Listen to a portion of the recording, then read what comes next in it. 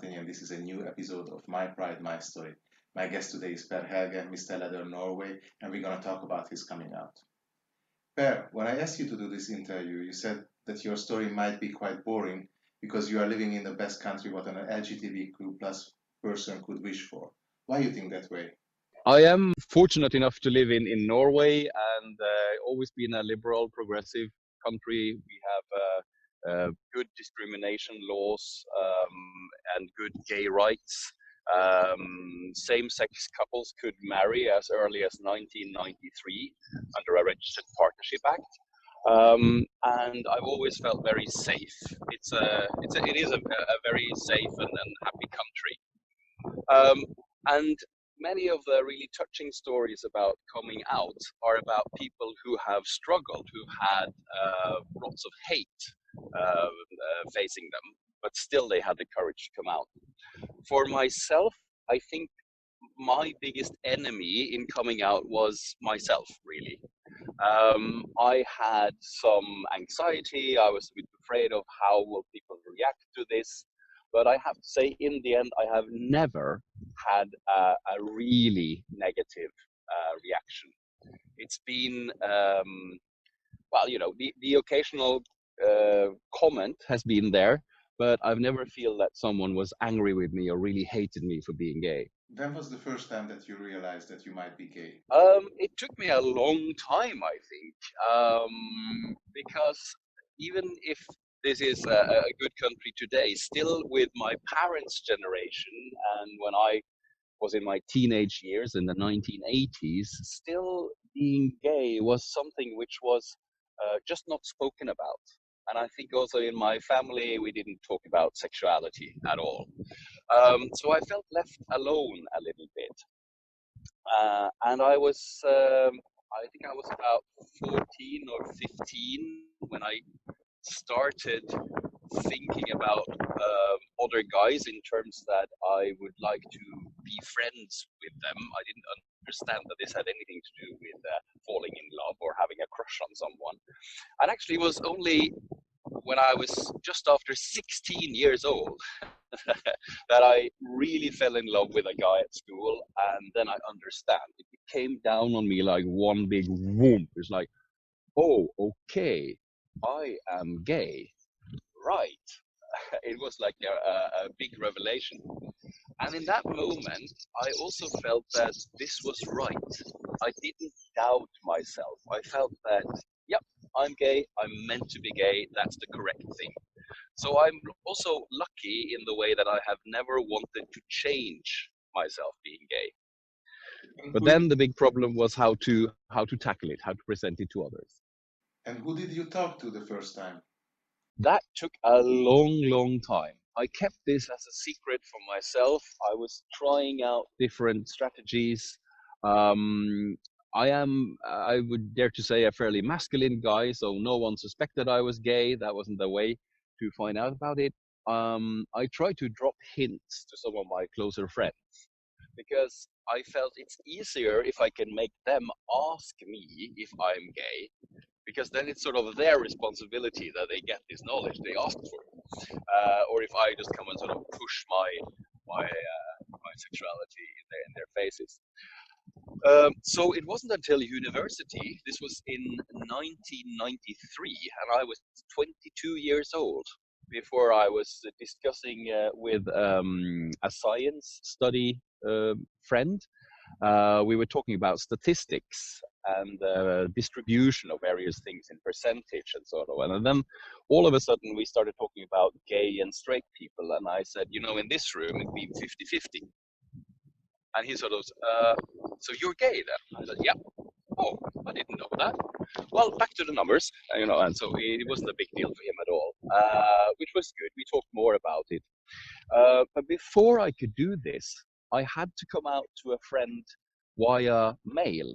And of course, when I say mail, back in those days, it means writing on paper. This was even before I had an email account. So I decided to tell one of my very best friends who was studying abroad at the time. And I wrote him a letter. I started writing and I wanted to tell that I'm gay. But it was so hard to tell that I just kept telling about everyday things and what we've been doing at the university and in my family and the weather and everything. My mother has new curtains. I mean, how interesting is that, really? But in the end, on page 24, I was able to write, I don't really like girls. I prefer guys. So it was a Okay. long process it was a long process to convince myself, to push myself into doing it. But I did. And this good friend who got the letter came back to Norway in the summer, and we had a long hike in the mountains where we talked about, life and love and everything. And that was very, very good for me. I was able to sort of just, empty my heart and talk to him about everything in an environment where I felt comfortable and safe. I could tell you about the next thing that he sort of challenged me to do, which was to come out to my parents. And that was something I was really afraid of doing because my parents are lovely people, but they had on certain times, if you saw like gay people on television or something, there was this little frawning. So they just been sending the signals that they didn't really like gay people. And again, I had to make use of my friend studying abroad. I wrote him a postcard saying, okay, I am now going back home to tell my parents. And then I posted that card. And when it dropped into the mailbox, I knew that he would get the message. And in his next letter to me, he will ask, how did that go? And that was the extra push I needed to actually go home and tell my parents, which I did around the dinner table. It went much better than I thought.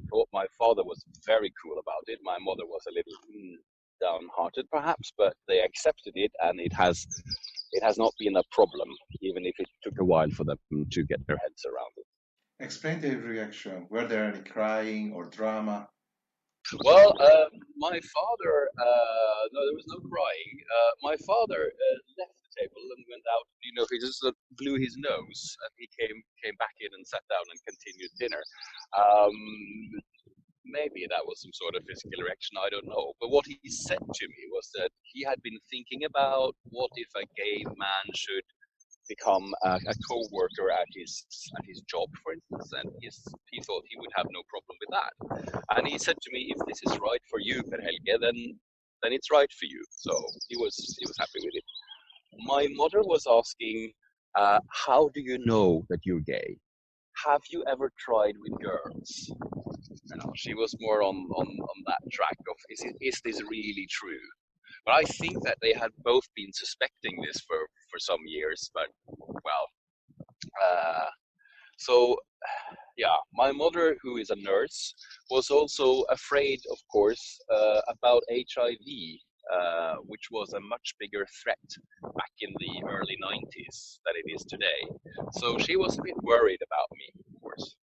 And then she said, I think you should not tell your grandfather.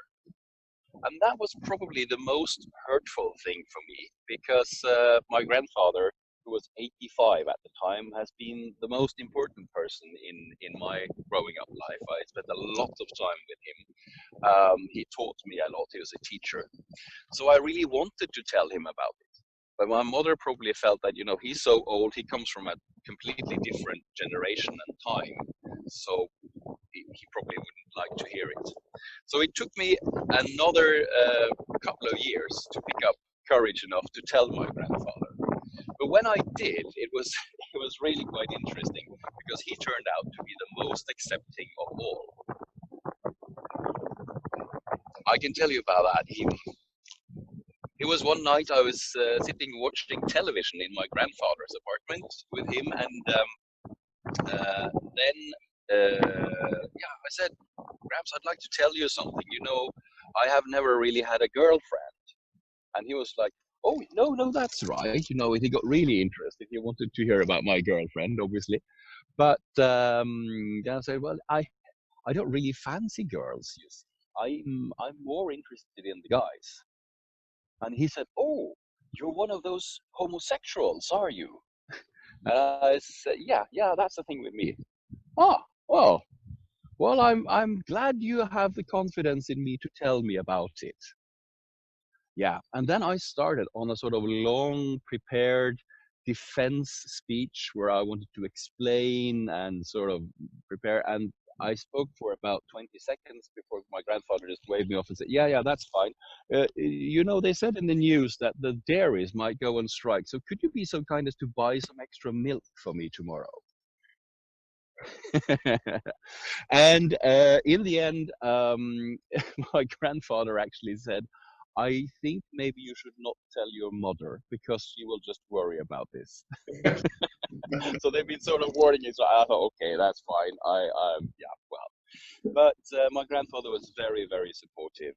He came up sometimes with some weird ideas about how I should live my gay life based on, I think, his own experiences. I mean, he got married in 1940. It was clearly a different situation. But I just had to explain to him that things are better. I helped setting up a gay student group at the university here in Tromsø. I told my grandfather about that, and he said, "Oh, that's an excellent idea. Then you get to meet each other." Yeah, so. And also, when I brought my first boyfriend home, my grandfather was the first to greet him and say, "Welcome to our family." And it's wonderful to have, the older generation being able to do that, because when he did that, it was obvious that my mother couldn't do anything else than be very hospital as well, and she was. You mentioned that you never had problems in school. Did it change when you started to work? Have you ever had problems there? No, I haven't. I haven't. I didn't really sort of come out big time in my work. This is something which has come forth more and more gradually. I still work within the university environment, and I think the academic world tend to be extra liberal and including, but also by giving public lectures about gay issues, by being active in gay organizations, and of course in the Pride here in Tromsø. I'm also in the newspapers, and I'm clearly part of this gay community. So now I think everyone knows, and I haven't had any negative reaction at all. Um, but of course, my job is like you don't really mix your private life and work. So again, it's something which is accepted but not necessarily celebrated in a way.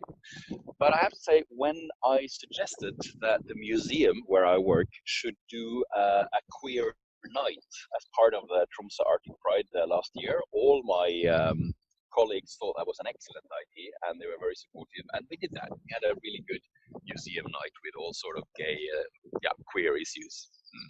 You said that you didn't have problem to come out as a gay person. How it changed when you came out as a fetish person? Did people had something to tell about it? That was not the same time. I think maybe I didn't really know about myself as a fetish person back in the early 90s. I was very fond of Tom of Finland's drawings, but not only for the letter, to put it that way. So that took a bit longer. I did not see myself as a very a sort of big, strong, masculine man. I was more the nerdy type, and rather slim. So clever and bright, but not much for the gym. Which so it took a while for me to come to terms with the leather side of myself. This happened in, well, maybe from around the year 2002, 2003, when I started going to fetish clubs in Oslo or Stockholm, or Berlin when I visited for the first time. Um, and I really liked it there. I felt this fellowship, and also how relaxed I was about leather and fetish. In Tromsø, you see from the snow we still have that it's a cold place. You need to have big clothes, and a motorcycle jacket like this is sort of sensible clothing in Tromsø.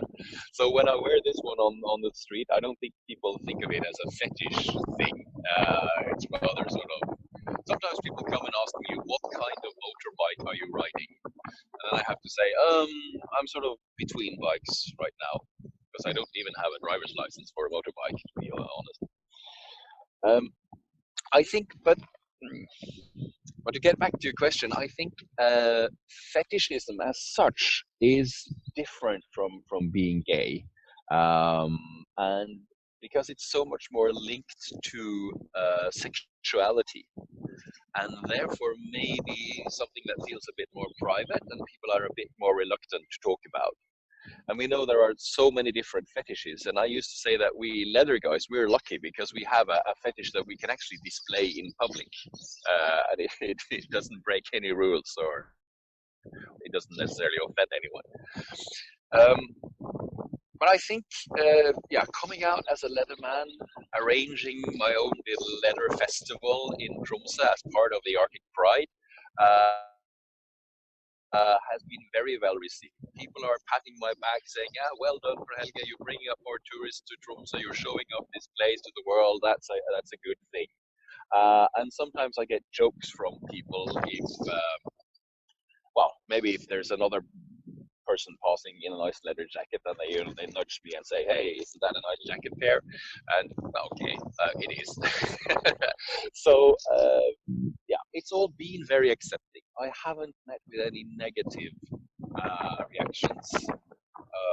But on the other hand, I've had people come to me who are want to talk about their own fetishes, which is not necessarily leather. It could be something else as well, of course. Even in church, I'm not a very religious person, but I am a member of the board, the congregation board in Tromsø Lutheran Cathedral, and even there, together with some of the other employees, we've been able to stage a rainbow mass during the Arctic Pride. So where I've invited in my leather friends. So I've been seeing, yeah, people from all over Europe, like Irish Catholics wearing leather kilts coming for the Holy Communion in a Lutheran cathedral in Tromsø. I think that is very including and very nice. And it's good when the dean in the cathedral says, Per, you have this lovely leather outfit. Can you come and read from the Bible in our Mass? And we want you to wear your uniform. I don't think that happens many other places for the time being, but I hope it will spread. And also because we as leathermen can be in full gear and visible in the public. So maybe we should spearhead this for other fetishists who have a fetish which is not suitable to display in public. Let's move to our next question. Tell us about your first Pride. Where was it? How old were you? What were your expectations, and how was the reality? Yeah, this was actually a Europride. It was the Europride in Copenhagen back in 1996. So I was just 26 years old, and this was more or less the first time I went on a summer holiday trip all by myself. I saved up some money, bought a plane ticket, and booked a hotel room in Copenhagen, and traveled down there. I wanted to go because I wanted to meet with other gay people. I wanted to see how the rainbow world was made, and I think at that time I was not thinking about fetishes at all. I was expecting more, the rainbows and the glitter and the disco music, which there was a lot of. So I saw the parade. I didn't take part in it. I went to some parties. I remember a sort of pageant or beauty competition for drag queens, which was very fun. And I followed some workshops. There was a sort of a medical training school who offered a night of what they called gay massage exchange. Maybe that sounds a bit cheesy, but it was really just learning some basic calming massage techniques. They've been very useful ever since. Yeah. So I felt very much like an observer. I was there wearing my really plain everyday clothes with my backpack, of course. Norwegians are never without their backpack, only when we shower. And yeah, I made some new friends. I didn't have any sexual encounters actually. That sort of felt too early for me. I think I was still looking for love, for a boyfriend at the time. But it was a dip into the gay world, and I enjoyed it a lot. It was very educating for me in many ways. A more important Pride experience as a Leatherman came in Stockholm some years later. Stockholm in 2001, where some of my friends says, "Hey, should we go to this leather club?" And then I had all my prejudices coming out. I was like, "Ooh, a leather club, isn't that very dangerous? I mean, isn't that where they tie you up and rape you and things?" Which of course wasn't true. But I remember my heart was beating a little bit when we entered that club. But I also noticed very quickly that it started beating because I was really turned on and interested in these guys and their gear and so on. I had also a very revealing experience. I came up to the bar and I asked for a beer, and then another guy come up and stood beside me. He was a thin, long guy wearing only small shorts, clearly a slave guy, and he said, "I would like to have a beer for Master so and so." And then he added, "And can I also have a Coke for myself, please?" And the bartender, he was like, "Do you have permission to buy that Coke?" And I thought to myself, what kind of customer service is this? You can't say that. Hey, wait, yeah, maybe that's really good customer service, actually. Well, and of course it was. It was the slave guy was treated just like he wanted to. After your first Pride, let's talk about the Pride in your own town and how it converted into a leather event. The Pride here in Tromsø has been going on for what was that? 2014, I think. I think this year will be the sixth. Yes, and I have to say, before it actually started, I was thinking Tromsø can never have its own Pride. This is a too small city, not enough people. It's not, no. I was thinking Pride is something that takes place in the big European cities. But it has turned out different. The Tromsø Arctic Pride, which takes place in November when it's snowy and cold,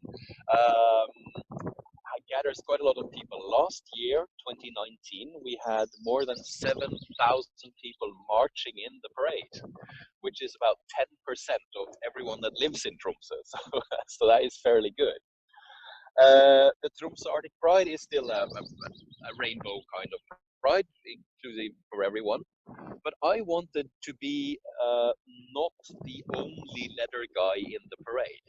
I thought that I need to show Tromsø what the leather fetish world is about. So I should try and bring some more leathermen here and present them to Tromsø in a way. So I started up by inviting other leather guys that I knew personally from around Europe. And in 2018, we were almost 20 guys from 10 different nations. So we made a significant impact in the parade with these leather guys. Tromsø doesn't have any gay clubs, certainly no leather clubs or fetish shops or anything like that. So I couldn't take people to the leather parties and the things you usually get in these leather events. So I just wanted to show them what we have instead, which is watching the Northern Lights or going husky sledding in the snow or things like that. Yeah. It has turned out quite popular. Last year, 2019, we were about 25 guys, and this year I'm hoping for even more. Of course, this year is very special with this corona situation and people not being able to travel. But right now, we are seeing in the beginning of June here that things are opening up more. And I think we'll be able to have at least Nordic visitors coming. The Tromsø Arctic Pride has just decided that they want to carry out this as a physical festival. So there will be an actual parade, at least if we don't lock down again. So I think this might be one of the very few prides and leather events that actually happened in 2020. I'm crossing my fingers at least, yeah. So turning this into a little leather festival was really from an egoistic point. I needed more leathermen around me. But it has turned out more popular than I could imagine. People are really keen on coming up here. And of course, it's Tromsø, it's insanely far north for most people. But it's cool to let them come here and see what we can do. And some moments are really touching, like when I bring my leather folks to the city hall to let the city of Tromsø present the official politics on queer and the inclusive politics we have here, how queer issues are addressed in sports, in schools, in kindergartens, in elder care, in health services, and so on. Um, or of course this rainbow mass, which is just fantastic when we have the leather guys as part of that as well. Yeah. So I would like to carry this on. I don't know if this year if there's going to be a very high number of people coming because there are no other prides to go to around in Europe. But I'll do my best to accommodate whoever wants to come. How did being Mr. Leather Norway change your life? And what do you think? Is there still enough candidates for the future?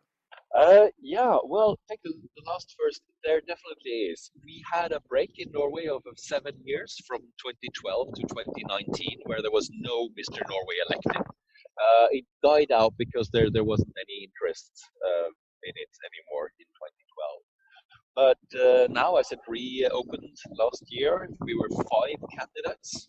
And this year, just before the coronavirus hit us, the SLM Club, Scandinavian Leathermen in Oslo, had invited new candidates to come in. And I know that they had several candidates lining up this year as well. So it would have been something, but well, that's now postponed until 2021. So I used to say that I like my sash. It's a beautiful sash. The only thing I don't like about it is that I have to pass it on to someone.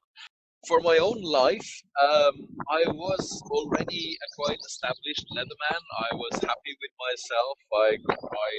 I've saved up for 6 years. I got myself a nice jacket. So I don't really think getting the title has changed me that much as a person. But it has, of course, given me a reason to be even more visible. And one of the things I really wanted to do as a Mr. Leather Norway was to be present at many different pride parades around the country. So it started off in Oslo, of course, where the contest was held, but then I traveled up to what was the northernmost pride in the world, the Hammerfest Pride, last summer, where the parade had 250 people and it lasted for 8 minutes. It's a small city, Hammerfest. But I was there, and the local newspaper was very interested. They wrote half a page about me. So the fun thing about going to small prides is that you become very, very visible. So you say it's more important to visit the local festivals, fetish events of your country than to travel around Europe or in the world. Well, I mean, I have traveled a bit around, at least in Europe. I've been to festivals in well, Berlin, Helsinki, Dublin, Antwerp. But when I travel to the big gay festivals, that's because I want to be with my leather friends, and we celebrate each other. You know, we give each other courage and love, and that's really good. This is something that fuels me. But it doesn't make fetishism in Norway more visible. And I travel to do something fun for me. So I think it is important to go out to those smaller festivals and be visible because just like myself, there will be some young person standing along the sidewalk watching the gay parades and really hoping to see something that will inspire them. Maybe hoping to see a real leatherman, someone who has the courage to wear this jacket and be open about their fetish. I know I would have loved to see that when I was 16, 17, 18. It didn't happen for me, but I can make it happen for someone else. So yes, I think it's more important to go out to the smaller or larger prides here in my own country.